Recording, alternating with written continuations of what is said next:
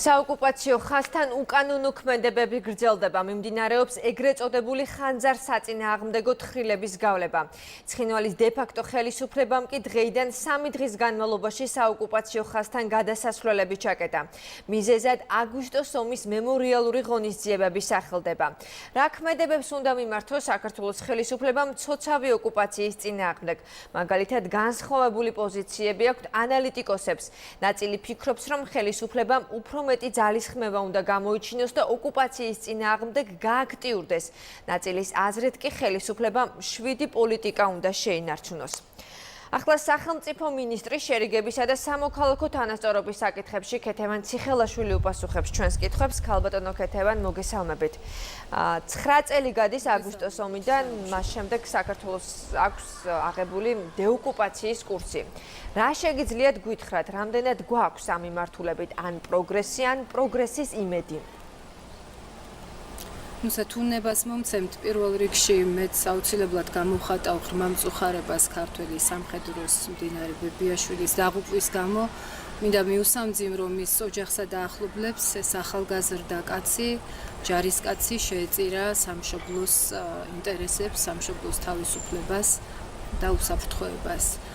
რაც შეეხება თქვენ შეკითხვას, ჩვენ სწორედ 9 წელი გავიდა საქართველოს ისტორიაში ერთ-ერთი ყველაზე ტრაგიკული მოვლენის შემდგომ, აგვისტოს ომის შემდგომ, როდესაც რუსეთმა ღიად, ტანკებით, აგრესიით, ძალიან დიდი ნახტომით კავკასიონის ქედზე, სადაც გადის რეალურად რუსეთ-საქართველოს ერთადერთი საზღვარი, შემოიჭრა და მოახდინა საქართველოს ტერიტორიების ოკუპაცია, სხვათა შორის დამატებით გაამყარა კონტროლი კიდევ ასამსოფლოზე ცხინვალის მიმართულებით მოგეხსენებათ თქვენ და კოდორის ხეობაზე, რაც მანამდე თბილისის მიერ კონტროლირებად ტერიტორიას წარმოადგენდა და ამ პერიოდის შემდეგ მთელი 9 წლის განმავლობაში ხდება აი ამ საოკუპაციო ხაზების ფორტიფიკაცია, სხვადასხვა მახიჯი ბარიკადებით არის ეს მავთულხლართები, თქვენ ახლა თხრილები ახსენეთ, ესეც ერთ-ერთი ფორმაა ეგრეთ წოდებული ბორდერიზაციის და შედეგი გახლავთ ის, რომ ჩვენ გვაქვს საქართველოს 20% ოკუპირებული ტერიტორიების 20%.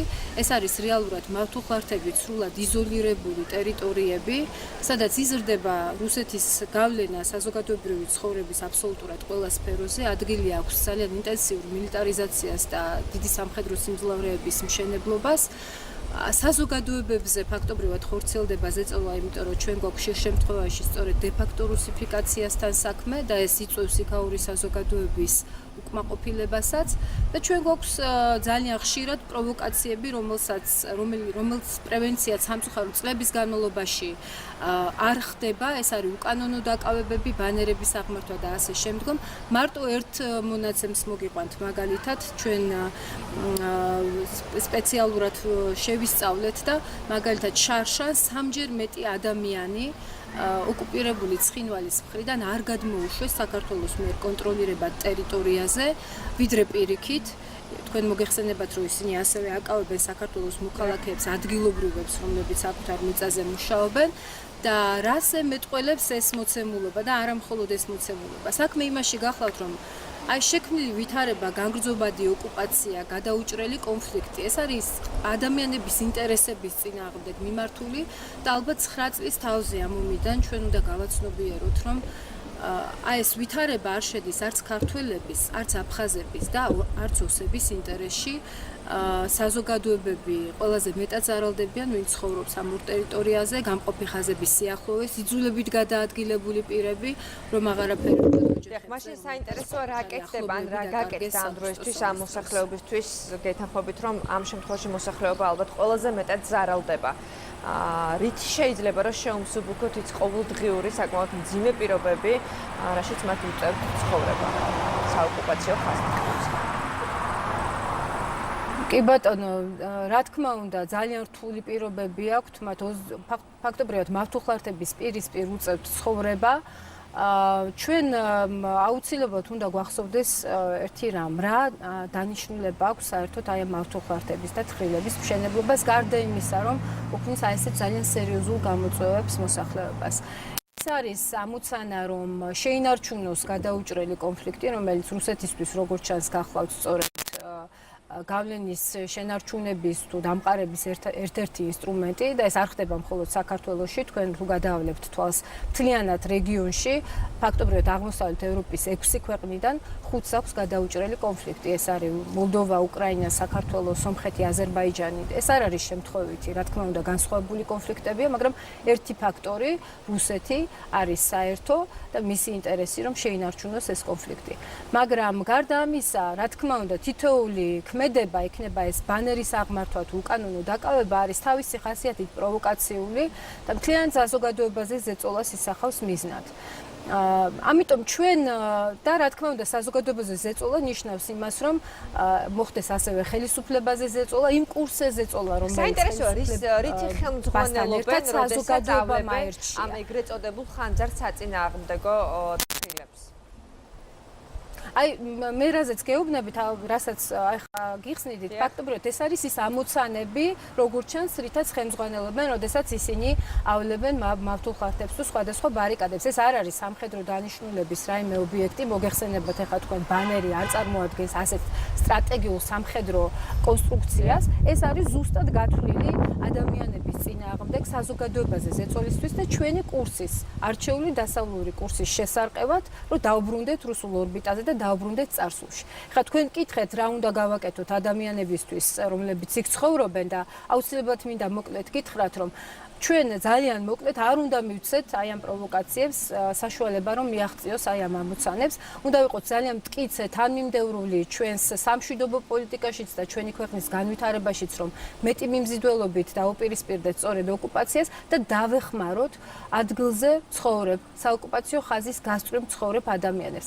მე უნდა გითხრათ, რომ ბოლო 4 წლის განმავლობაში, სწორედ ჩვენი ხელისუფლების პირობებში სპეციალური კომისია შეიქმნა ამ ადამიანების საჭიროებებზე რეაგირების ძალიან გულსატკენია, რომ წლების განმავლობაში სწორედ იმ სოფლებში, სადაც მავთულხარჯები გადის, მოსახლეობა იყო ფაქტობრივად ბედის ანაბარა მიტოვებული და როდესაც ჩვენ პრობლემების იდენტიფიცირებას ვახდენდით, მათ შორის პირადად მეც მიწევდა ამ სოფლებში ძალიან ხშირად ჩასულა უკვე 2013 წელს, ადამიანებს სასიცოცხლოდ მნიშვნელოვანი პრობლემები ჰქონდათ, როგორიც არის გათბობით უზრუნველყოფა, სასმელი და საირიგაციო წყალი, ზოგს მაგალითად მავთულხარჯების გამო ვერ ახერხებდა ზოგიერთი მიწის სამუშაებას და ზოგი უწყლობის გამო. ჩვენ წელს ფაქტობრივად ძალიან ბევრი აი ამ პრობლემისა მოვაგვარეთ სრულად, მოხდა ამ რეგიონების სრული გაზიფიკაცია, 14000 აბონენტს ფაქტობრივად სახლში მიუვიდა ბუნებრივი აირი, რაც მათთვის არის ძალიან დიდი შეღავათი. ასევე სერიოზული ნაბიჯები გადაიდგა საირიგაციო წყლით უზრუნველყოფაში. ჩვენ 19 ახალი ჭაბურღილი ავაშენეთ იქ სოფლებში და სხვათა შორის ხვალ მიწევს სწორედ დავაპირებ გამყოფი ხაზის სოფლებში ვიზიტ, სადაც სრულდება ტენდერი დამატებით კიდევ 17 ჭაბურღილზე, რაც ფაქტობრივად მთლიანად გამყოფი ხაზის მიმდებარედ წყლის პრობლემას ამოწურავს. ამას გარკვეული დრო დაჭირდება, მაგრამ ეს პრობლემაც ამოწურულია. მაგალითად, ყველა სტუდენტი ფინანსდება სახელმწიფოს მხრიდან, რომელიც ცხოვრობს ამ სოფლების მახლობლად და ასე შემდეგ. ანუ რისი თქმა მინდა, რომ ჩვენი ერთ-ერთი ყველაზე მძლავრი გზავნილი და გზა, როგორ დაუპირისპირდეთ ამ მავთულხარჯებს, გარდა დიპლომატიური ძალისხმევისა, გარდა ჩვენი საერთაშორისო პარტნიორების მხარდაჭერის და დეოკუპაციის სტრატეგიის, რომელიც მიმართულია მავთულხარჯების დაშლაზე, ის არის, რომ ჩვენ დღეს და ვიდრე დეოკუპაციის ამოცანებს მივახცევთ, დავეხმაროთ ამ ხალხს, მხარში დაუდგეთ და მეკპერდებით და ამ მოსახლეობას პირდებით. გასაგებია, კიდევ ერთი საკითხი 8 აგვისტოს პუტინი ჩადის აფხაზეთში. რას ნიშნავს ეს ოფიციალური თბილისისთვის, რისი თქმა სურს ამით კრემლს და რა იქნება საქართველოს ხელისუფლების პასუხი? დიახ, დაანონსებული ვიზიტისთვის შერჩეული გახლავთ სწორედ 8 აგვისტო, 9 წლისთავი აგვისტოს ომისა და ეს არ არის შემთხვევითი, ფაქტობრივად ეს არის რუსეთის ღია გზავნილი და განაცხადი, რომ ის აგრძელებს საქართველოს ტერიტორიების ასეთ ღია ოკუპაციას, რომ ის აძლიერებს კონტროლს ოკუპირებულ ტერიტორიებზე და ადგილობრივ საზოგადოებებზე. ჩვენი პასუხი ამ შემთხვევაში არის ასევე ძალიან ღია და ცალსახა. ჩვენ ვეუბნებით არას ოკუპაციას, იმიტომ რომ ჩვენ არ ვაპირებთ შეურიგდეთ ამ მდგომარეობას.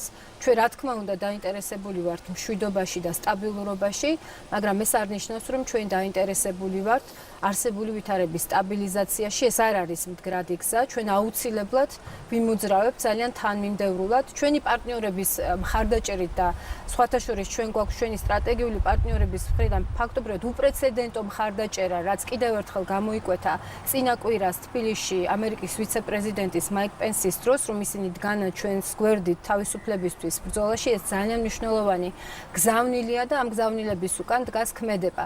ჩვენ გვაქვს სრული მხარდაჭერა ჩვენი პარტნიორების მხრიდან ჩვენს სამშვიდობო პოლიტიკაში, ჩვენი განვითარების კურსში, ჩვენი ამოცანაა, რომ ამ პროვოკაციების მიუხედავად და მათ ფონზე, რა თქმა უნდა, ვცადოთ პირველ რიგში, რომ მოვახდინოთ მათი პრევენცია, უკუქცევა და მე დარწმუნებული ვარ, რომ საბოლოო ჯამში ამას აუცილებლად მივაღწევთ. მეორეს მხრივ, ჩვენ არ გვაქვს სხვა ალტერნატივა თუ არა დიალოგი ერთმანეთს შორის, გულისხმობ კონფლიქტით გახლეჩილ საზოგადოებებს, იმიტომ რომ მინიმუმ ჩვენ გვამოძრავებს ერთი ინტერესი, უკეთესი მომავლის და მშვიდობის ინტერესი. ეს კი აუცილებლად დიალოგის სხვა ფორმატებს, რაიმე ახალი ფორმატების დამატებას ხომ არ ფიქრობს ხელისუფლება ასეთი მცოცავი ოკუპაციის ფონზე და გააქტიურების ფონზე რუსეთის მხრიდან?